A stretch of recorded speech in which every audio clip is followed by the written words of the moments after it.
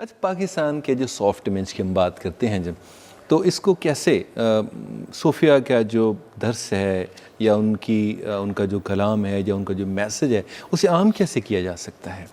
آپ ان کے امن کا میسج کر رہے ہیں، کیونکہ صوفیزم جو ہے وہ سارا امن ہی کے ساتھ ہے، انسان سے محبت کی بات ہے۔ ابھی جیسے آج ہمارا اقبال کے حوالے سے ہی بات ہو رہی تھی، تو اقبال کے ہاں جو چیز پائی جاتی ہے، ہم لوگ اقبال کو مختلف چہرہ اس کے چہرے پہ سیٹ کر رہے ہیں، کوئی اسے علامہ، ملا ہے نا، مفتی اس کے روپ میں پیش کر رہا ہے، کوئی فلسفے میں، لیکن علامہ اقبال کی اگر آپ فارسی کلام پڑھیں تو اس میں جو بنیادی چیز ہے وہ یہی ہے جس کے پیچھے آج کل یورپ چل رہا ہے، ہیومنزم ہے نا، سارے انسان کی مساوات کا، یہ محبت ہے، برابری ہے، امن ہے۔ تو آپ جاوید نامہ کو لیجئے تو اس میں اقبال ایک ہی شعر کہتا ہے کہ آدمیت احترام آدمی باخبر شو از مقام آدمی۔ یہ وہی چیز ہے جس کے پیچھے پورا یورپ چل رہا ہے، ہیومینٹی لونگ یورپ فیلوز ہے نا۔ تو یہ تو زمانے سے انہوں نے کہا، اس سے پہلے ہمارے صوفیاء نے کہا، پیچھے مولانا رومی تک جائیے تو انہوں نے کہا، شاہ بھٹائی کے پاس کہتے ہیں کہ ان کے پاس 3 چیزیں ہوا کرتی تھیں، ایک یہ مولانا روم کی مثنوی تھی، اور ایک قرآن حکیم ہوتا تھا، اور ایک ان کے دادا کا کلام ہوا کرتا تھا۔ تو وہ 3 چیزیں سفر ہزر ہر چیز میں پاس رکھتے تھے۔ تو ان کے اندر بھی جو بنیادی ان کا کام ہے وہ سارے کا سارا امن کا پیغام ہے، محبت کا پیغام ہے۔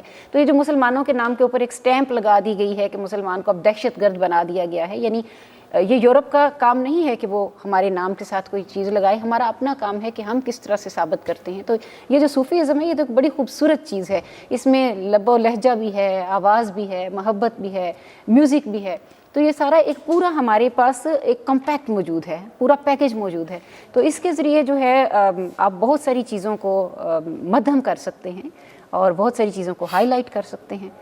تو میں یہ سمجھتی ہوں کہ صوفیزم سے کئی مقاصد پورے کیے جا سکتے ہیں صوفیہ کے کلام۔ اور لیکن حضرت اقبال نے تو یہ بھی کہا تھا نا کہ چومی گویم مسلمانم بلرزم کہ دائم مشکلات لا الارا، بالکل یہ بھی تو کہا تھا نا حضرت اقبال نے۔ لیکن جو ہے نا دائم مشکلات لا الارا، وہ ہے نا کہ لا الہ کہنا آسان نہیں ہے نا۔ ایک سجدہ، وہ ایک سجدہ جسے تو گراں سمجھتا تھا، 1000 سجدوں سے دیتا ہے آدمی کو نجات۔